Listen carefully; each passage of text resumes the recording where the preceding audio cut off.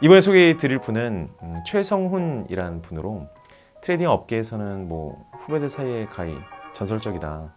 누가 뽑아도 한 되게 겸손하게 상위 5상가락 안에는 어떤 시대에 어떻게 뽑아도 꼭 들어가시는 분 중 한 분이십니다.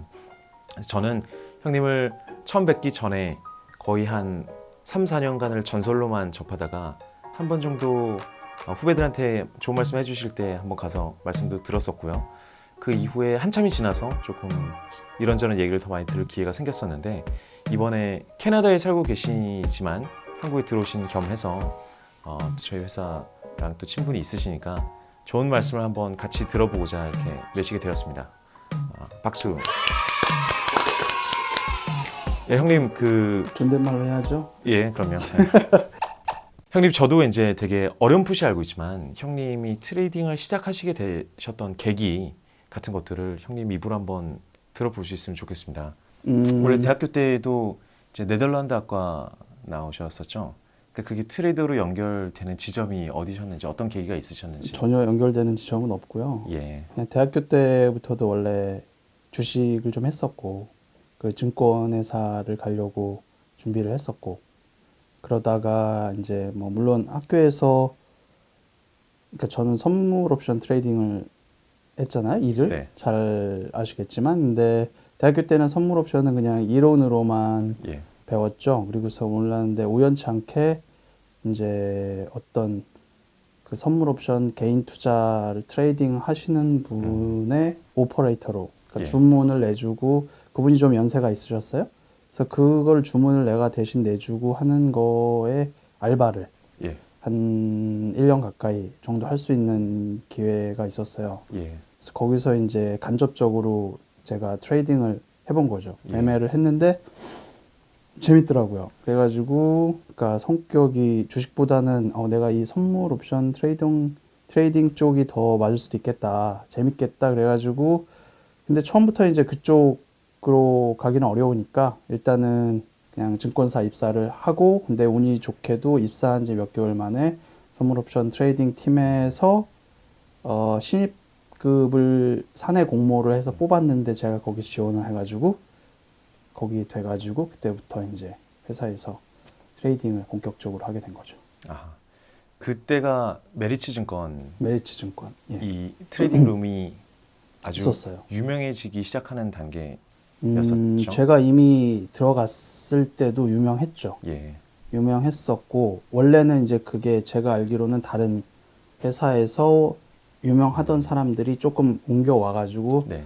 그때 당시로는 업계에서는 가장 유명한 팀이었어요. 예. 그리고 제가 거기에 이제 예. 그 신입급으로는 처음 뽑았다 그러더라고요. 예. 그래가지고 운이 좋게 들어가게 예. 됐죠. 들어가시자마자 바로 매매를 잘 하셨었나요? 처음에 들어갔는데 이제 좀 재밌었어요. 처음에 들어갔는데 굉장히 신기한 세상이었어요. 네. 왜냐하면 그런 매매를 처음 봤거든요. 거기서 이제 주로 다들 하시는 매매가 전부 다 그 방향성 스캘핑 매매를 거진다 하고 있었어요. 네. 그리고 옵션 스캘핑이 다들 위주였고 선물하시는 분은 한두 명 정도밖에 없었어요. 근데 다들 그렇게 초단타 매매로 매일매일 100만 원, 200만 원 또는 매일매일 뭐 200만 원, 300만 원 이 정도를 매일매일 버는 그 광경이 너무 신기했죠. 예. 그래가지고 이제 참 이런 세상에 이런 것도 있구나 해가지고 저도 이제 이렇게 보고 배우게 됐죠. 옵션에서 스캘핑을 하던 그 방법 고스란히 그 다음에 선물로 한번 시도를 해보신 거였나요? 네, 물론 거기 주로 다들 매매를 잘 하시는 분들이 주로 옵션 스캘퍼였는데 저보고는 한번 선물 스캘핑을 해보라고 하더라고요. 그리고 저도 역시 선물 스캘핑을 해보고 싶은 마음이 있었어요. 그거를 먼저 해보고 싶었는데 그거를 이제 근데 누가 뭐 가르쳐 주는 사람은 없어요. 그냥 제가 선배들 하는 거 보고 대충 이렇게 하는 거구나 해가지고 이제 모의 매매를 한 2달 정도 하다가 실전으로 들어가서 이제 드디어 한 계약, 2계약을 받아가지고 그걸로 매매를 하게 됐죠. 처음에는 성과가 어떠셨습니까? 처음부터 좀 수익을 났던 것 같아요. 네. 좀 운이 좋게 제가 첫날 딱 20만 원을 벌었는데 아직도 예. 기억이 나는데 2015년? 2007년, 2005년, 6년. 2005년. 네. 2005년 7월 1일. 네. 그때 20만 원을 딱 벌고 그 예. 첫 달에 한 몇백 정도 벌었을 거예요. 예. 그래서 거진 처음부터 돈을 예. 벌었어요. 네틱 두 계약으로 네틱을. 처음에 딱 두 계약을 예. 줬었는데 그거 가지고 이제 돈을 벌었죠. 형님 때도 그랬겠지만 이 형님 최성훈이 나오고 난 이후의 시대에도 사람들이 옵션 스캘핑은 가르칠 수 있는 것이되 약간 선물 스캘핑은 미워하는 동생을 보낸다거나 그러니까 이게 거의 불가능하다. 최성훈이 아닌 이상 불가능하다라는 약간 장벽이 있었잖아요. 옵션은 이제 구조적으로 먹을 수 있는 엣지가 그나마 더 있었고 선물은 약간 신비 세계였었잖아요.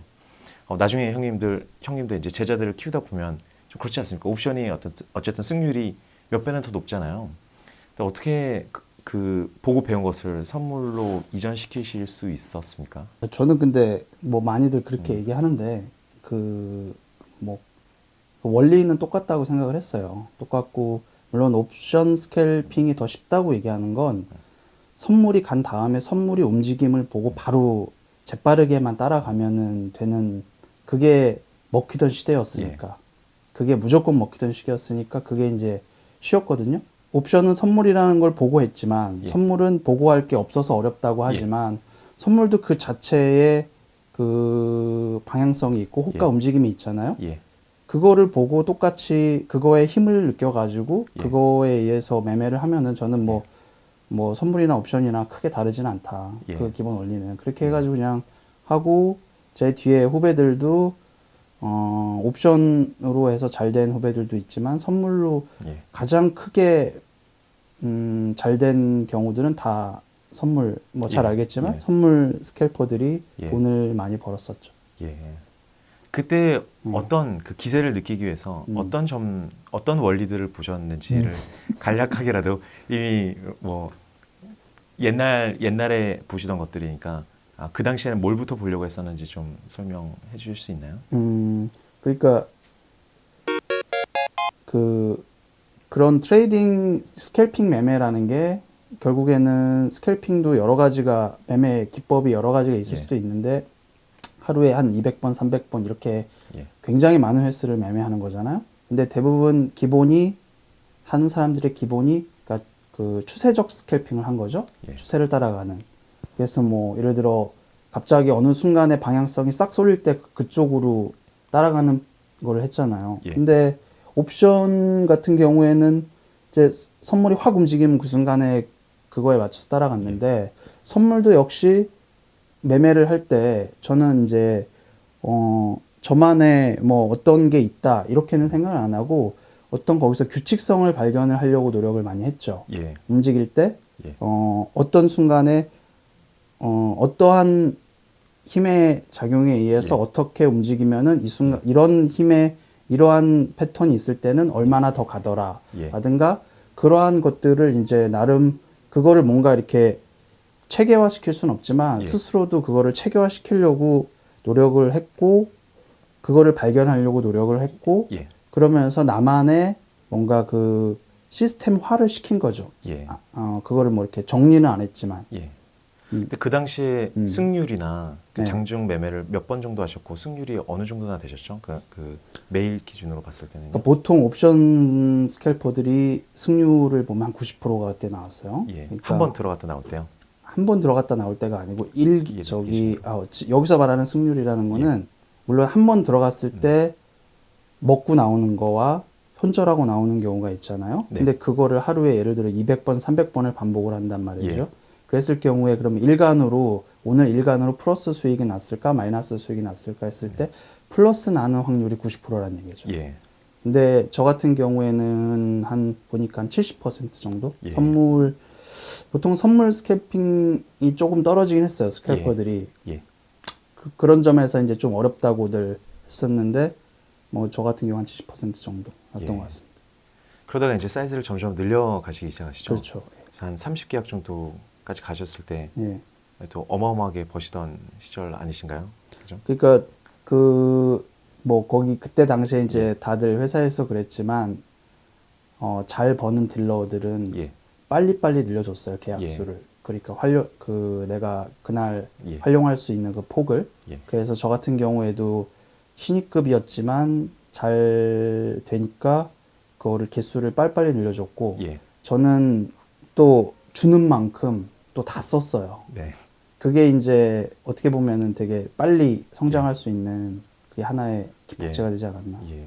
그 한 30계약 정도를 하고 계실 때는 네. 하루에 뭐 70% 정도의 승률을 가지고 하루에 벌 때는 뭐 어느 정도, 손실 날 때는 손실폭 같은 거는 어느 정도에 제한해 두셨었나요?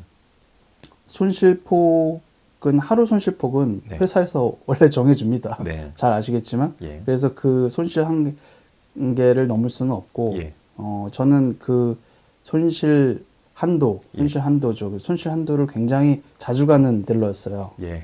그러니까 제 스스로는 굉장히 많이 미흡하다고 생각을 많이 했죠. 예. 내가 매매를 정말 이렇게 해도 잘 예. 못하는구나. 예. 근데 그 반면 저는 그러니까 손실을 많이 가는 반면 대신 좀 수익을 극대화시키는 거에 좀 더 예. 초점을 뒀죠. 그렇게 그렇게 벌 때 어느 정도였다고 벌 생각합니까? 때 그러니까 계약수마다 다른데 제 기억으로는 한 총 한도 그러니까 10계약, 20계약 그러니까 총 뭐 쓸 수 있는 게 예를 들어 한 30계약이다. 그러면은 보통 한 번에 들어갈 때 10개씩 정도씩 한 세 번에 나누어 들어가거나 이랬던 것 같은데 그때 경우에는 그 정도 했을 때는 하루에 1000단위, 2000, 3000 정도를 벌지 않았을까요? 그 정도. 예. 많이 벌면 한 5000까지도 벌었나? 장 좋은 날에는. 그 당시에는 아침에 장 시작하자마자 2천 벌고 퇴근하시는 분들도 계셨었다고 전설을 많이 들었습니다. 형님 얘기는 아니었겠지만요.